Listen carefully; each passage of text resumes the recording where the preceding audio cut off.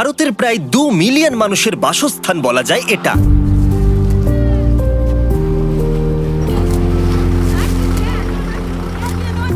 সারা দেশের অনেকগুলো ডাম্প সাইটের মধ্যে এটা একটা, যেখানে মানুষদের আবর্জনার পাহাড়ের মধ্যে অনেকটা সময় কাটাতে হয়, যেখানে থাকে প্রায় ধারালো বস্তু, বিষাক্ত বর্জ্য পদার্থ, যেগুলো প্রায়শই মারাত্মক রোগের কারণ হয়ে দাঁড়ায়। প্রতিদিন মাত্র $3 রোজগার করার জন্য। যেহেতু এটা বিশ্বের সর্বাধিক জনসংখ্যার দেশ, তাই ভারতে প্রতি বছর প্রায় 1.3 বিলিয়ন পাউন্ডের আবর্জনার উৎপত্তি হয়।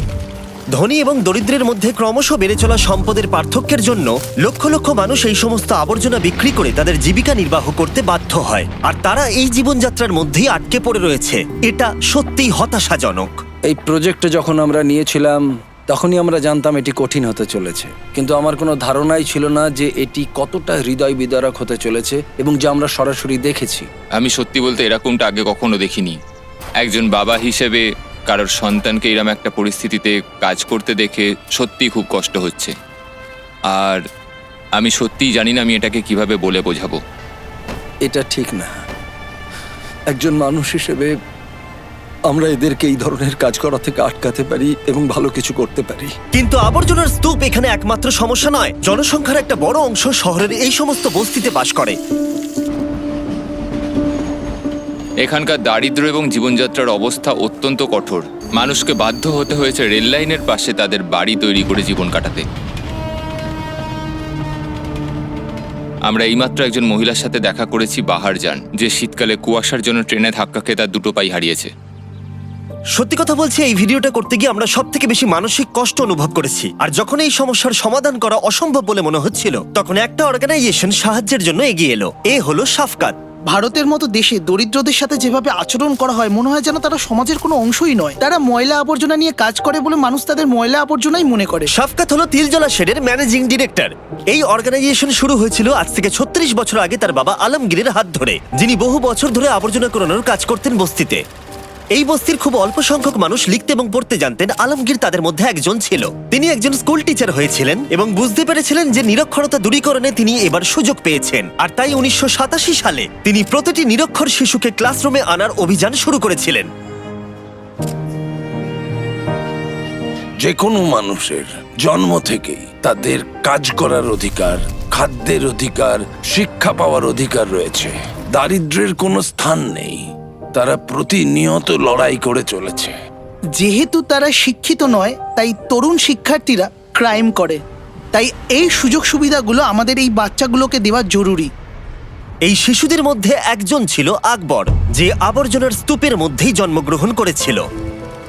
একটু বড় হতেই সে মা বাবার সাথে আবর্জনা কুড়ানো শুরু করতে বাধ্য হলো, শুধুমাত্র বেঁচে থাকার রসদ জোগাড় করতে। তার মানে এমন একটা জীবন যেখানে কোনো শিক্ষা নেই, কোনো সুরক্ষা নেই, এবং সব থেকে দুঃখের বিষয়, উজ্জ্বল ভবিষ্যতের কোনো সম্ভাবনা নেই। প্রায় 6 মাস আগেই ওর বাবা মারা গেছে, ফলে ওদের ফ্যামিলিতে খুব চাপ রয়েছে। এখন ওর মা পুরো একা, এবং তার পক্ষে এই পুরো পরিবারটা একা টেনে নিয়ে যাওয়া কার্যত অসম্ভব হয়ে দাঁড়িয়েছে। আকবর চাইনি এই জীবন যেখানে আছে শিশুশ্রম, দারিদ্রতা এবং এমন একটা চাপের জীবন যা সমস্ত শিশুর কাছেই অসহ্য। ও গেটের বাইরে থেকে স্কুলে কি হচ্ছে দেখে। আসলে কোনোদিন সুযোগ পায়নি স্কুলে ঢুকে ক্লাসে বসার। ওর এখন 12 বছর বয়স। ও কোনোদিন স্কুল যায়নি। ও জানেই না কিভাবে লিখতে পড়তে হয়। তুমি কি হতে চাও বলো? ইঞ্জিনিয়ার। ইঞ্জিনিয়ার? ও বলে আমি অনেক কিছুই দেখতে পাই যেগুলো রাস্তায় পড়ে রয়েছে। মানুষের গাড়ি ব্রেকডাউন হয়ে গেছে, কেউ কিন্তু সাহায্যের জন্য এগিয়ে আসে না। আমি এদেরকে সাহায্য করতে চাই। এই সমস্ত প্রতিকূল পরিস্থিতি সত্ত্বেও আকবর কখনোই শিক্ষিত হবার স্বপ্ন দেখা ছাড়েনি। তাই শাফকাত আকবরকে রাস্তা থেকে তুলে নিয়ে গিয়ে স্কুলে ভর্তি করালো।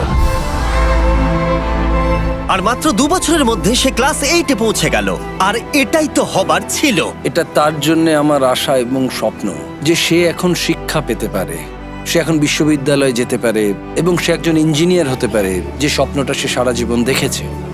তুমি যাতে প্রত্যেকটি সুযোগ সুবিধা পাও, সেই জন্য আমরা তোমার পরিবারকে কিছু অর্থ দেব, যাতে তোমাদের খাওয়া দাওয়া এবং অন্য চিন্তা না করতে হয়। তুমি যদি আমাকে কথা দাও যে তুমি ভালো করে পড়াশুনো করবে, তাহলে আমি তোমাকে সুযোগ সুবিধা দেব যাতে তুমি স্কুলে যেতে পারো এবং ইঞ্জিনিয়ার হতে পারো। ঠিক আছে?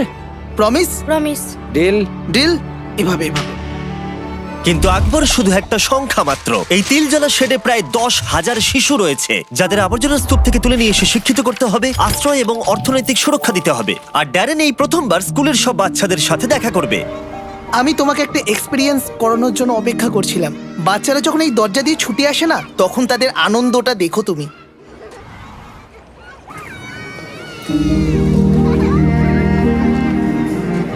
শেড 20,000 শিশুকে উন্নত জীবনের পথে নিয়ে গেছে। এটি এমন একটি সংস্থা যা বিশাল একটা পার্থক্য তৈরি করেছে। এটি শুধুমাত্র সেই 20,000 জীবন নয়, এটি তাদের সেই বিশাল পরিবারও যারা এই সমাজে জন্মগ্রহণ করে, এবং আরো অনেক সুযোগ সুবিধা এই সংস্থার থেকে তারা পায়। আপনি যখন একটা স্কুলের দরজা খুলবেন, জানবেন জেলের দরজা বন্ধ করছেন।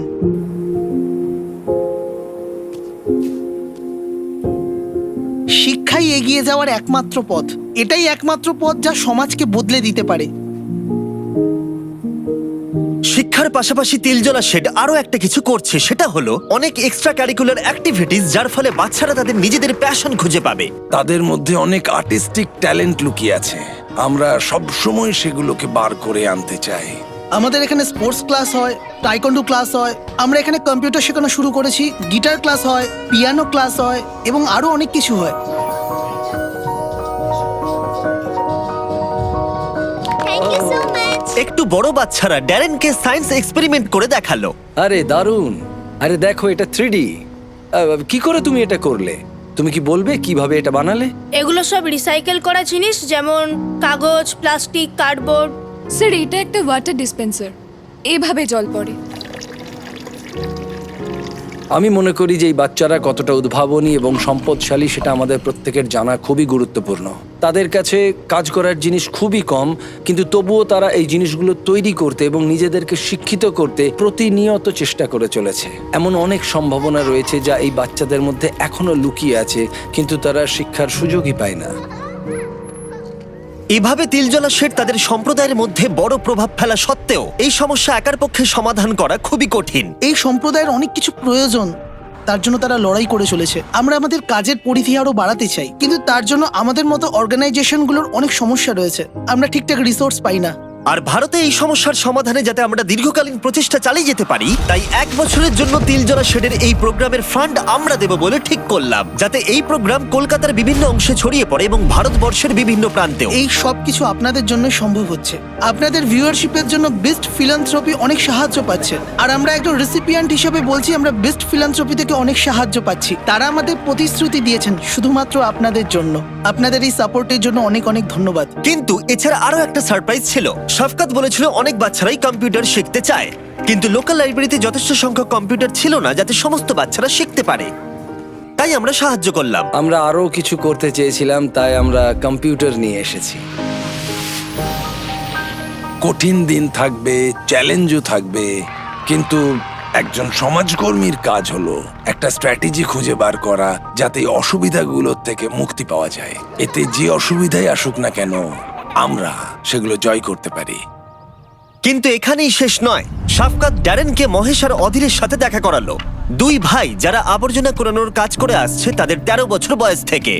তারা খুব ভোরবেলায় কাজ শুরু করে দেয় আর 12-13 ঘন্টা কাজ করে, এবং তাদের পরিবার অনেক বড়। এই যে কাজগুলো দেখছেন এইগুলোই আমরা করি, আর এই করেই বাচ্চাদের সরকারি স্কুলে পড়াই, আর এইসব করেই সংসার চলে। মহেশ ড্যারেনকে বলল যে তাকে প্রতিদিন ঘন্টার পর ঘন্টা আবর্জনা বইতে হয়, এবং সে তার বাচ্চাদেরকে স্কুলে পাঠাতে চায়, এবং এই স্বপ্ন নিয়েই সে বেঁচে আছে। $5-6 একটা পরিবার চালানো খুবই কঠিন ব্যাপার, কারণ এটা অনেক কম টাকা। মহেশ তারপর ড্যারেনকে তার বাড়ি দেখাতে নিয়ে গেল এবং দেখালো তাদের প্রাত্যহিক লড়াই কতটা কঠিন। এখানে অসহনীয় গরম, এবং এটা গ্রীষ্মের সেই উষ্ণতম সময়ও নয়। আসলে এখন শীতের শেষ, কিন্তু এর মধ্যেই এখানে গরম পড়ে গেছে। মহেশের কাছে এই গরমের অন্যতম বড় সমস্যা হলো খাবার নষ্ট হয়ে যাওয়া। তাই উপায় না থাকায় কখনো কখনো তাকে খাবার না খেয়েই কাজ করতে হয়, যেটা এই কাজ করার জন্য স্বাস্থ্যের দিক থেকে অনেকটাই ক্ষতিকর। আমরা দেখেছি যে তুমি তোমার পরিবারের জন্য কতটা কষ্ট করছো, তাই আমরা তোমাকে একটু সাহায্য করতে চাই। আমরা তোমাকে একটা রেফ্রিজারেটর দিতে চাই। আর একটা জিনিস তোমায় বলতে চাই, তোমার বাচ্চা যখন একটু বড় হবে তখন তাকে ভালো স্কুলে ভর্তি করো, আমরা তার অর্থ দেব, ঠিক আছে? হ্যাঁ স্যার, অনেক ধন্যবাদ। খুব ভালো থেকো বন্ধু। যখন বিস্ট ফিলান্থ্রপি প্রথম ডোনেশন নেওয়া শুরু করেছিল, তখন আমরা কোনো ইন্টারন্যাশনাল প্রজেক্ট করিনি এবং আমরা এটা অ্যানাউন্সও করিনি যে আমরা এরকম একটা করতে যাচ্ছি। কিন্তু প্রথম সপ্তাহে যে দেশটি সব থেকে বেশি ডোনেশন দিয়েছিল বিস্ট ফিলান্থ্রপিকে, সেটি হলো ইন্ডিয়া। এটি ভারতীয় জনগণের অসাধারণ উদারতা এবং মানবতার প্রদর্শন করে এবং তখন থেকেই বিস্ট ফিলান্থ্রপির সাথে এখানে আসা এবং তারা আমাদের প্রতি যে অসাধারণ উদারতা দেখিয়েছে তার প্রতিদান দেওয়া আমার কাছে অগ্রাধিকার পেয়ে এসেছে। আমি স্মিথ ব্রাদার ফ্যামিলি ফাউন্ডেশনকে একটা বড় শাউট আউট দিতে চাই।